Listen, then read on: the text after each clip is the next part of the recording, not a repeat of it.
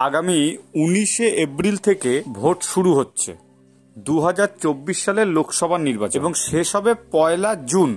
7 দফায় ভোট হবে। ভোট গণনা 4 জুন। পশ্চিমবঙ্গে 7 দফাতেই ভোট আছে।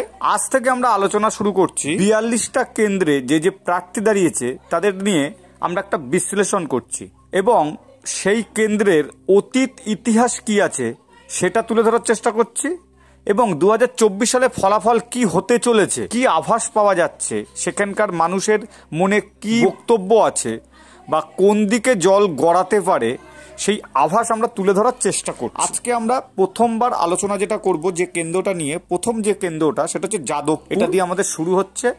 42টা আসন নিয়েই আমরা বিশ্লেষণ করব, সেখানকার তথ্যগুলো আপনাদের সামনে তুলে ধরব এবং কি ফলাফল হতে চলেছে বা কি ফলাফল হতে পারে তার একটা আভাস দেওয়ার চেষ্টা করব।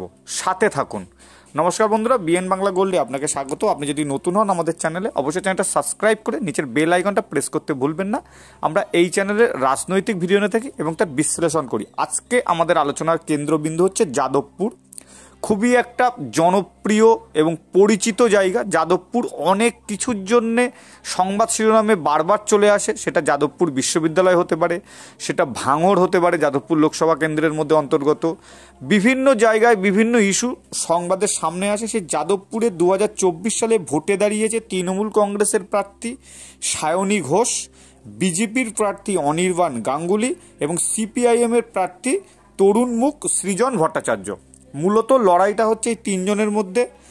গতবার 2019 সালে এখান থেকে জয়লাভ করেছিল তৃণমূলের প্রার্থী অভিনেত্রী মিমি চক্রবর্তী এবং টিএমসি ভোট পেয়েছিল গতবার 6,88,472।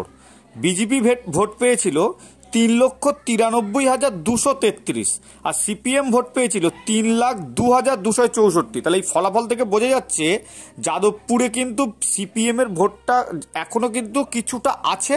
বিজেপি সেখানে অনেকটা গেইন করেছিল 3,93,000 আর তৃণমূল তো 6,88,472 ভোট পেয়েছিল। স্বাভাবিকভাবেই জয়লাভ করেছিল বেশ অনেক ভোটেই তৃণমূল কংগ্রেস।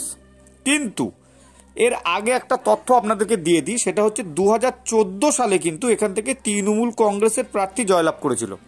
2014-তে যেমন 2019-এ জয়লাভ করেছিল তৃণমূলের প্রার্থী মিমি চক্রবর্তী, 2014-তে ছিল সুগত বোস, সুভাষচন্দ্র বসুর পরিবারের সদস্য। তার আগে 2009 সালে এখান থেকে জয়লাভ করেছিল গায়ক কবির সুমন, সেটাও কিন্তু তৃণমূলের টিকিটে। তাহলে কিন্তু বেশ কিছু বছর ধরে যাদবপুর কিন্তু তৃণমূলের শক্ত ঘাঁটি বলে পরিচিত, বেশ কিছু বছর ধরে। তার আগে 2004 সালে যখন বামফ্রন্ট ক্ষমতায় ছিল তখন ডক্টর সুজন চক্রবর্তী সিপিএম এর টিকিটে জয়লাভ করেছিলেন। ওই হচ্ছে শেষবার সিপিএম এর জয়লাভ। তারপর 2009, 2014, 2019 পরপর 3 বার যাদবপুর থেকে কিন্তু তৃণমূল জয়লাভ করেছে। কিন্তু মজার ব্যাপার হলো 3 বারই কিন্তু প্রার্থী পরিবর্তন করে দিয়েছে।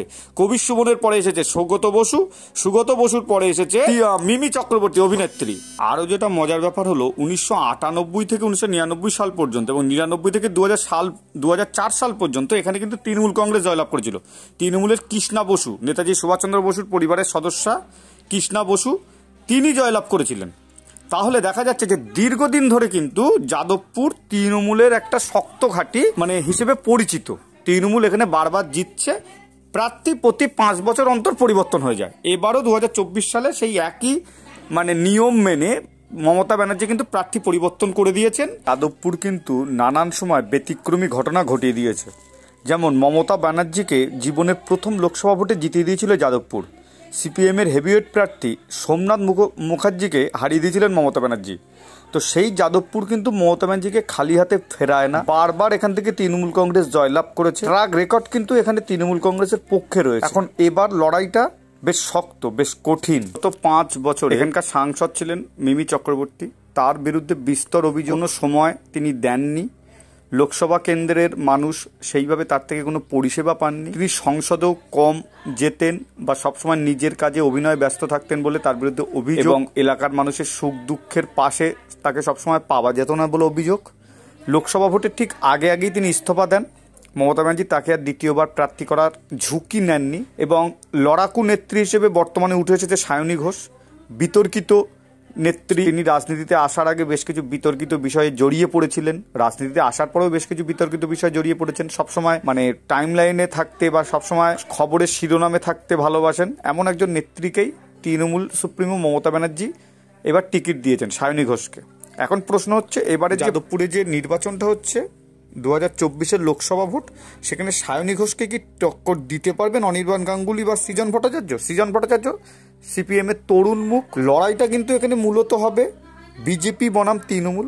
রাজ্যের বেশিরভাগ জায়গাতেই যেটা হবে, যেখানে লড়াইটা বিজেপি বনাম তৃণমূল সরাসরি। কিছু কিছু ক্ষেত্রে সেখানে বামফ্রন্ট বা কংগ্রেস সাথে লড়াই হবে তৃণমূলের। এখন এই জায়গাতে কিন্তু যাদবপুরে এখনো পর্যন্ত যা পরিস্থিতি, প্রার্থী পরিবর্তন করার পরেও যেহেতু আইএসএফ এর একটা ভালো প্রভাব ভাঙড়ের দিকে আছে, সেক্ষেত্রে কিন্তু লড়াইটা যে খুব সহজ হবে সায়নী ঘোষের জন্য, এটা কিন্তু মনে হচ্ছে না।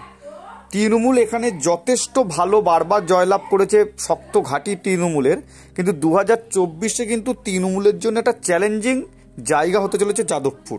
কারণ সিপিএম একটা ভোট নেবে বা পাবে, বিজেপির একটা ভোট আছে, অলরেডি গতবার একটা ভালো ভোট পেয়েছে, আর তৃণমূল এখানে দীর্ঘদিন ধরে এমপি থাকার পরেও মানুষের বিস্তর অভিযোগ আছে। সেই জায়গা দিয়ে দেখতে গেলে কিন্তু লড়াইটা হাড্ডাহাড্ডি হবে, 2 লাখ 3 লাখ ভোটে কিন্তু মার্জিন এবার না হওয়ার সম্ভাবনাটাই বেশি। কিন্তু শেষমেশ একদমই সামান্য হলেও এখানে কিন্তু তৃণমূল কংগ্রেস এগিয়ে আছে, সায়নী ঘোষ কিন্তু সামান্য হলেও এগিয়ে আছে। লড়াইটা তুল্যমূল্য হবে এবং কিন্তু যে কোনো মুহূর্তে পাশা উল্টে যেতে পারে। এবং এখানে যদি বিজেপি জয়লাভ করে যায় তাহলে কিন্তু অবাক হবার কিছু থাকবে না এবং সেই মার্জিনটা কিন্তু খুব বেশি হবে না। কিন্তু এই মুহূর্তে দাঁড়িয়ে আমাদের যেটা মনে হচ্ছে সেটা হচ্ছে কিন্তু সায়নী ঘোষ খুব সামান্য হলেও এগিয়ে আছে। যাদবপুর কিন্তু বিজেপি খুব টাফ ফাইট দিলেও হয়তো আসনটা ছিনিয়ে নিতে পারবে না। এই বিষয়ে আপনার মতামত জানান কমেন্টস করে। আপনি কি মনে করছেন যাদবপুরে এবার কেমন ফলাফল হতে পারে? ভিডিও যদি ভালো লাগে লাইক করবেন। ধন্যবাদ। আবারও নতুন ভিডিও দেখাবে খুব তাড়াতাড়ি, সাথে থাকবেন।